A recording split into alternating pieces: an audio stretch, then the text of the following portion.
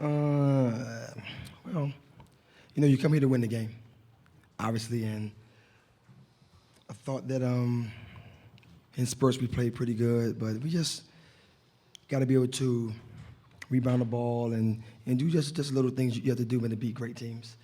A lot of times it just comes down to just those things: rebound the ball, getting your pressure set, running in transition, and we just had some troubles doing that. But the troubles come from UConn because they're just a great basketball team, and they really moved the ball. They did a pretty good job of attacking our pressure. I thought one of the keys for us was that we took care of the ball pretty good. We only had 12 turnovers. They had 17, so we took care of the ball decently. So I thought that we just did a pretty good job on that front. We tried to attack the rim to get to the foul line. I don't think we got enough easy shots, free throws, and we missed a ton of threes. But a lot of that is just because of their length and their size and their athleticism, and they really took us out of some things that we wanted to do.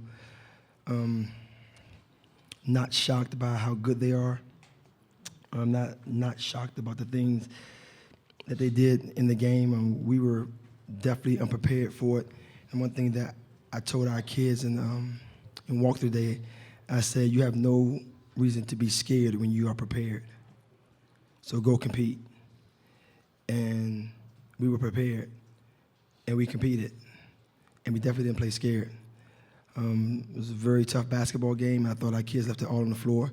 We stayed with what we do. We pressured them, got the lead down to 17, and just had a couple of stumbles. You get two or three more stops. It's a different basketball game, but this is a great basketball team, and there can be so many different storylines, but I'm really happy for Breonna Stewart. I remember she came to my camp. She's in 9th grade, and to watch her grow up and to be the kind of player that she is, and she's just a great player and just a great kid. And when you talk about a kid being that good from Syracuse, it really doesn't happen that often. So I give her a lot of credit. I'm really happy for her. I'm really proud of her and all the things that she's accomplished. But I'll tell you right now, we don't get to this point if not in the best conference in the country.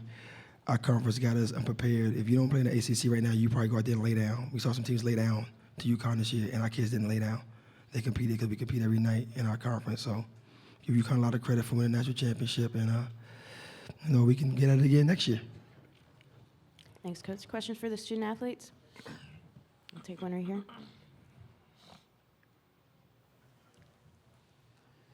Quentin from Heroes Sports. For the players, Brittney, then Alexis, you get, as Coach alluded to, you had that lead, that you trimmed it down with the 16-0 run. Talk us through how you were getting that confidence in that stretch of the third quarter. Well, we had confidence the whole game, and coming into that third quarter, Coach was talking to us during halftime, and he just told us the things that we needed to do in order to cut into the lead and just chip away every 4 minutes. And so when we were going into that third quarter, we knew we had to pressure them, get on the ball, and get those deflections and those steals to turn them over and ultimately just get the ball back so we can score more. Question right down here. Brittney, you came in with a class that accomplished some terrific things here, some landmark things for the program. I know it's just fresh after a tough loss, but can you kind of put in perspective what you guys accomplished and what it's going to mean for the program? Well, it's only the beginning. We've been building these 4 years, and you want to get to this level, and you want to get back here. So we're just going to keep building, and just like Coach said, we're going to get back to the national championship game and try to win it again. That's what you want to do when you have the type of players that the coaching staff recruit. Question from Lindsay. Lindsay Chanel, Sports Illustrated. Alexis and Brittney, how do you get back here, and does it help that now you understand what it takes? I think we get back here by, just teaching our young kids, the focus, the type of time it takes, the energy that you have to have, and, the will to get here, because this is something that is very hard to do. So we just have to lead by example and, get everyone to buy into what we're trying to do. Question in the second row here. Paul Schwells in the Daily Orange. For Alexis, when you were walking off the court, you waving to the crowd, I guess, what was kind of going through your mind at that point? Well, I just, wanted to thank them you know, they've been terrific, and they've supported us when, you know, we didn't have the belief of anyone else. And, you know, they all came out and they traveled, you know, miles and miles away to be here, and they were great. So, you know, we wanted to thank them because we had a lot of alum here today and, you know, this last couple games. And so, you know, they meant just as much to this program as we do. And, you know, it was just a great feeling just to see, you know, that no matter what, win, lose, or draw, that they still have our backs. Question in the aisle there. Congrats on your season. I'm with the Indianapolis Star. What is it like coming into a game like this where it seems like the whole sports world has you as the underdog? What did it feel like to you guys?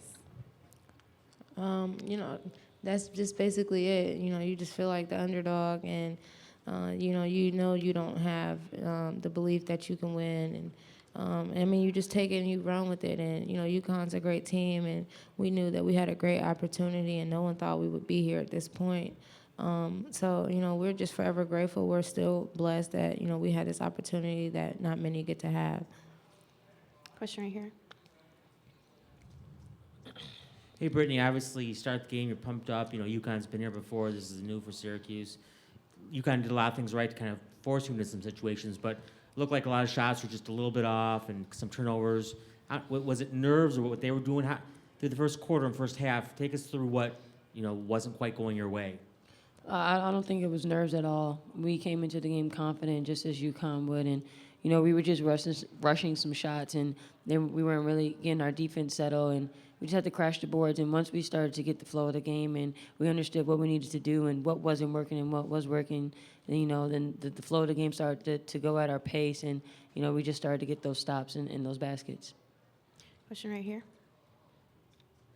Thanks. A question for both of you. First of all, congratulations on a terrific season. Thank you. It seemed like there were a number of moments during the game where you were almost trying to make a point about being in the competition and being part of it. You know, Brittney, you had this block midway through the second quarter. You know, you punctuated it by pointing to your teammates, and Alexis, that tie-up in the fourth quarter as well. I'm just wondering how much of the emphasis for both of you was on making sure, look, other teams may have had the opportunity to lie down against UConn, but the way Coach said, but that was not going to be what Syracuse did.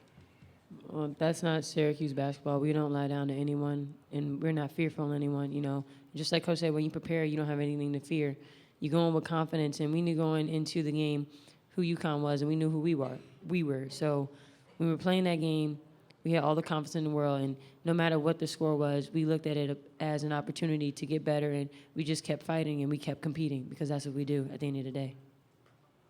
Yeah, just to piggyback off what she said, you know, we're doing what all tough teams do, and tough teams don't fight. They don't give up, and you know we're not going to quit regardless of the score. We're going to fight, and you know Coach Q said, you know, just tough it out and keep playing. And you know we're a family. We stuck it out together, and you know we played together. We ended it together. Question here in the front. For Brittney, you know, at the end of the game, you were kind of standing up on the sideline. I guess what were you thinking of, you know, at that point? I was just taking in those last few seconds on the clock to realize what we've accomplished this year, you know.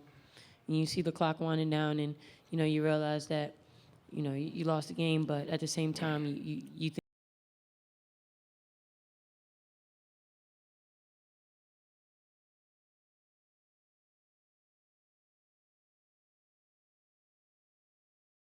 a national championship.